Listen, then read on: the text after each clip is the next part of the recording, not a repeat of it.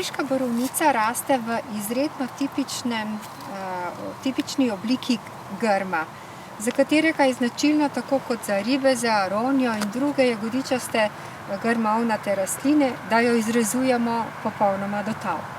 Pred nami je grm, ki je star 39 let, ampak koreninski sistem je star res dejansko 39 let, nadzemni del ameriške borovnice pa je bistveno mlajši.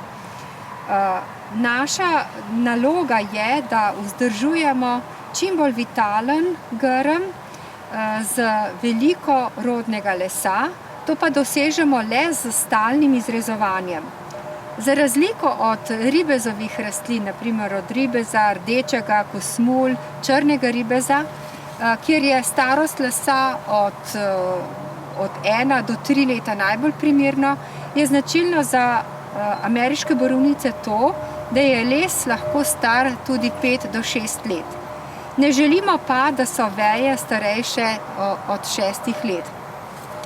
Če pogledamo, naprimer, tukaj je ena izredno stara veja, za katero predvidevamo odrezati popolnoma do tal. In sicer zato, ker je les na tej rodni veji, rodni les izredno slabe kakovosti.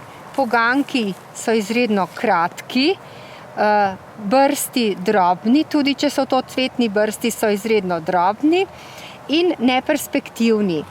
Veliko je tudi suhega lesa, ki ni les, ampak je to ostanek lanskoletne peclevine.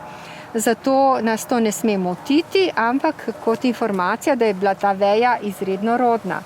Potem pa pogledamo sosednji poganjek, ki je najbolj optimalen za ameriško borovnico, se pravi dolžina spet kot pri črnem ribezu od 20 do 30 cm. Brsti so vsaj še enkrat večji kot na starih vejah. Tako pristopimo k rezi. Vedeti moramo, da ameriški borovnici moramo vsako leto odrezati vsaj 20% rodnega lesa. To pomeni, če imamo recimo 10 rodnih poganjkov, da moramo 2 odrezati stran, oziroma pri 20 poganjkih ali 15 moramo 2 do 3 stare poganjke izrezati iz grma. Rez mora biti izredno gladka, bi rekla, odrežemo popolnoma do tal. Izberemo si 3 najstarejše veje in jih odrežemo do tal. Les ameriške borovnice je v primerjavi z ostalimi jagodičastimi sadnimi vrstami izredno trd, zato moramo uporabiti nekoliko močnejše škarje. Tudi pri ameriških borovnicah moramo paziti, da poganjkov, sosednjih poganjkov ne obrezi ne ranimo. Ko smo odrezali vsaj nekaj tistih vej, ki smo jih nameravali, še tretjo vejo, potem pričnem z drugim delom rezi. Pri ameriški borovnici, za razliko od ostalih vrst, tudi odvajam. Spet pogledam, kateri les mi ni všeč, recimo tale veja je že taka, da nakazuje, da je bolje, da jo odrežem.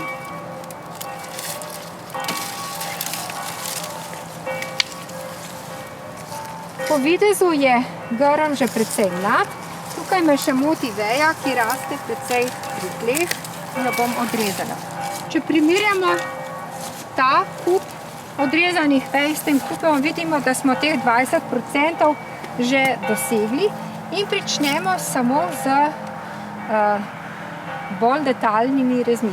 Vsako vejo posebej pogledamo in presodimo, če odrežemo poganjke stran. Če so veje starekave, to izvedemo, sicer pa pustimo nedotaknjene veje.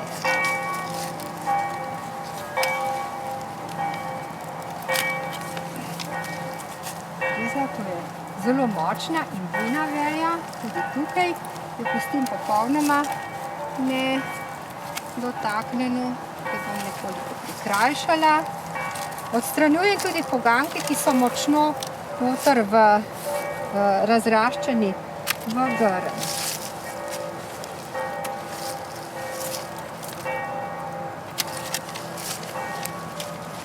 Še z druge strani.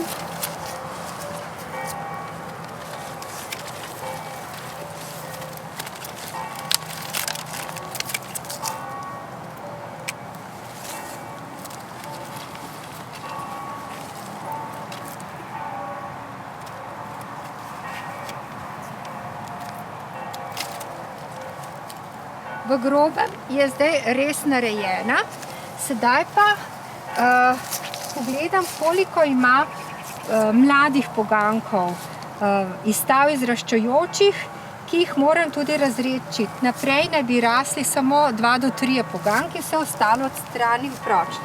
Tako da odrežem vse drobne poganjke, spet pazim na res popolnoma do tal, ker če porežem previsoko, se iz štrcljev razrastejo poganjki. Ta poganjek je tudi preveč polegajoč. In če pogledam, imam 1, 2, 3, 4 enoletne poganjke, ki so perspektivni in obetajoči.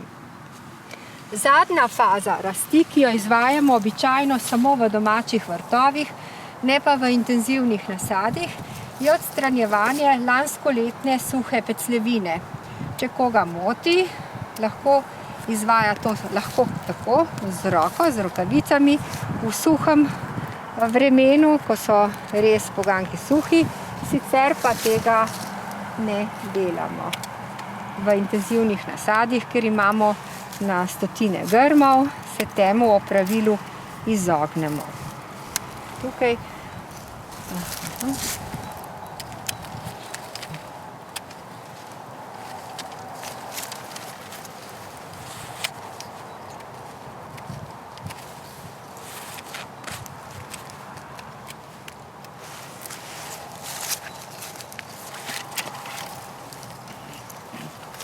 tudi tukaj imamo še nekatere ostanke pecljevine, ki je skrita bila v grmu. Pred nami je popolnoma razredčen grm, še vedno dovolj bujen in pridelek bo tukaj nedvomno kakovosten, ker so brsti izredno močni. Tukaj za mano je pa vejevje, ki ima drobne brste in bi imeli tudi slabši in drobnejši pridelek. V tem grmu zračnem bodo plodovi mnogo bolj uspešno dozorevali, dosežena bo višja kakovost sladkorjev, obstojnejši bodo in tudi bolj zdravi.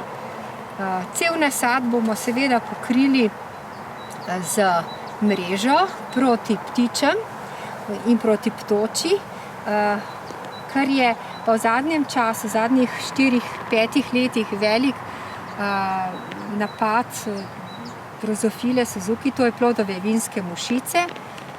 Je zelo primerno, če tudi v domačem vrtu svoje grme prekrijemo s protiinsektno mrežo, ki nam rastline obvaruje, plodove obvaruje pred plodovo mušico, ki nam povzroča gnitje in odmiranje pridelka.